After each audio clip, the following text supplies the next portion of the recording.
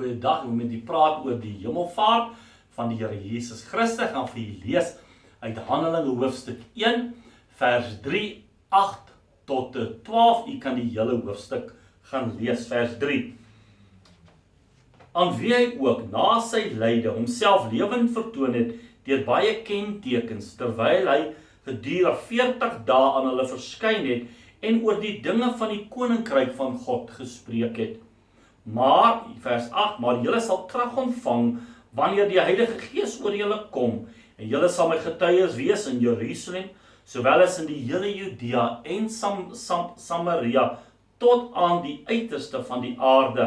En nadat hy dit gesê het, is hy opgeneem terwyl hulle dit sien, en 'n wolk het hom voor hulle oë weggeneem. En toe hulle nog stip na die hemel kyk, terwyl hy weggaan, staan daar 2 manne wit klere by hulle, wat sê, Galileese manne, waarom staan julle en kyk na die hemel?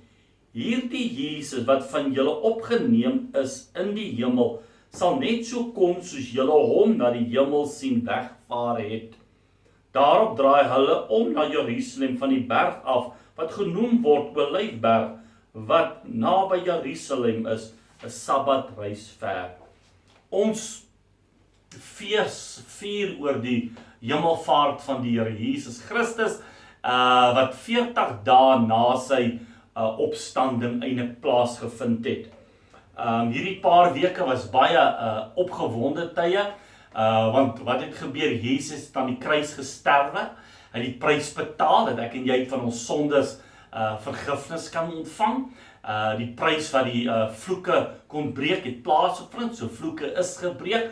Die prys dat genesings en verlossing moet kom, die is alles betaal. Deur Jesus se opstanding het hy weer een bewys, en die sleutels van die dood en die doderyk, en dat die voorhangsel van die tempel is geskeur, en ek en jy kan ten enige tyd met God gesels.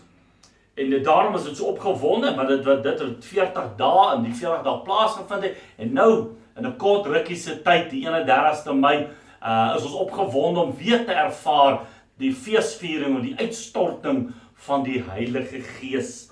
Nou, baie keer as ek en jy die Bybel lees, dan plaas ons onsself maar in die storie, en ek moet vir julle sê, terwyl ek het gelees het, was ek gevul met blydskap, maar ter dieselfde tyd ook hartseer gewees. Blydskap, omdat ek besef het, kom die uitstorting van die Heilige Gees, kan vernuwe word, vervul word met die Heilige Gees, en aan die ander kant baie hartseer, omdat ek gedink het, ek sal hom nie weer in sy fisiese vorm sien, of in sy opstandingsvorm nie. Wat vir my baie interessant was, toe die engele met hulle gepraat het, nêrens sê dit dat die disippels hartseer was, omdat Jesus opgevaar het, niks nie. Toe hulle met hulle gepraat het, het hulle omgedraai, en vol selfvertroue en na Jerusalem gegaan. Seker omdat hulle die vertroue gehad het, na 40 dae na hy opgestaan het, hom gesien het, hy met hulle gepraat het oor die koninkryk van God, volle vertroue gehad het, en te weet, dat elke belofte van die Here Jesus Christus is ja en amen. As ons terugkyk na die eerste paar dae van sy dood, maar het hom gevolg, en het heeltyd gehoop vir die herstel van Israel, wat nie plaasgevind het nie. In die begin het ons gelees, toe hy opgestaan het van hulle gesel het hom gesien, en dit was soos na lawwe praatjies gewees. Hierdie disippels was baie, kan ek sê, daar was geweldig vrees gewees, en daar was baie verwarring rondom die opstanding en die dood van die Here Jesus vir die disippels. Die vraag is, waar ons nou gestaan het, is dat, hoekom het Jesus 40 dae gevat, voor hy opgevaar het hemel toe?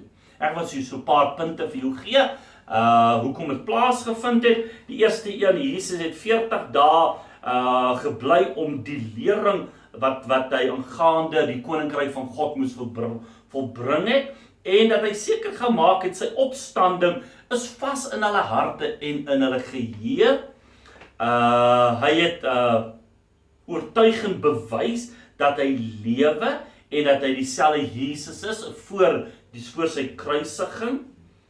Hy het elke gedagte gekanseleer, dat sy verskyning enige vorm van illusie was, of enige vorm van vrees of visies wat vals is, dit hy alles weer lê.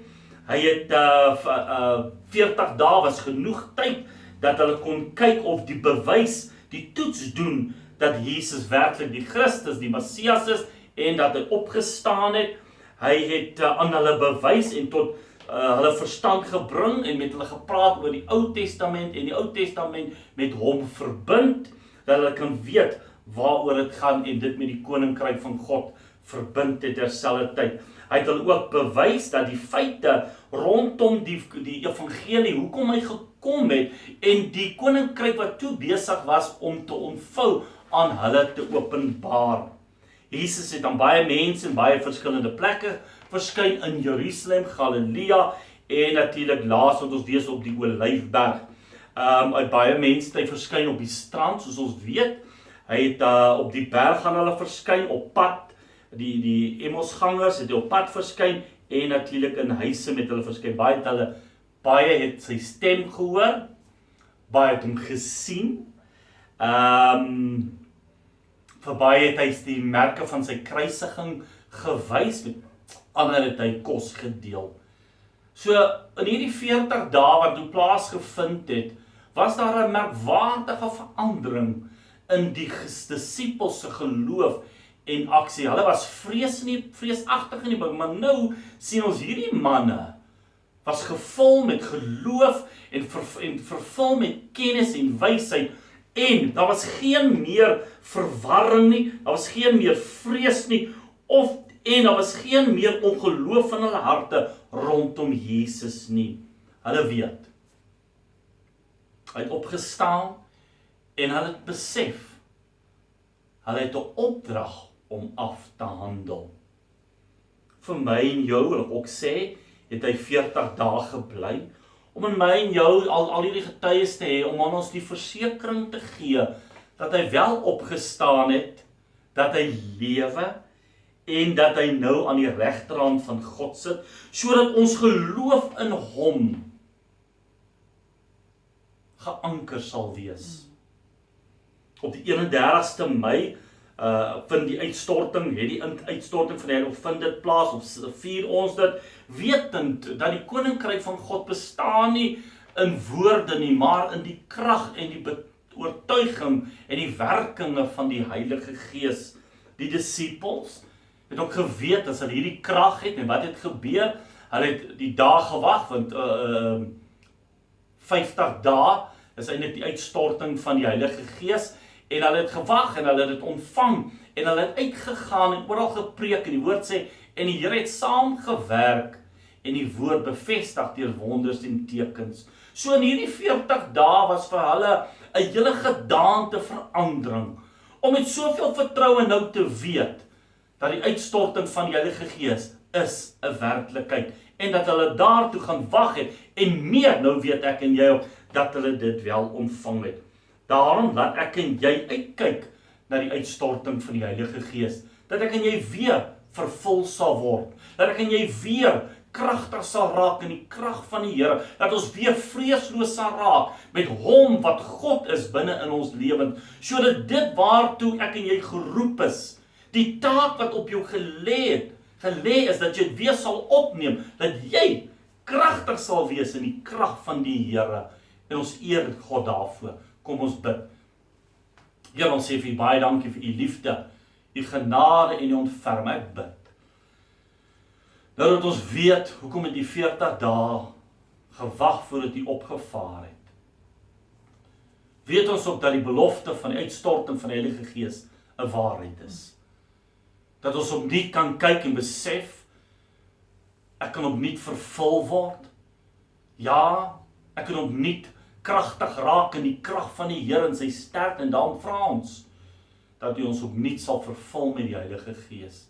Dat die opdrag wat op ons gelê is, ons dit sal volëindig.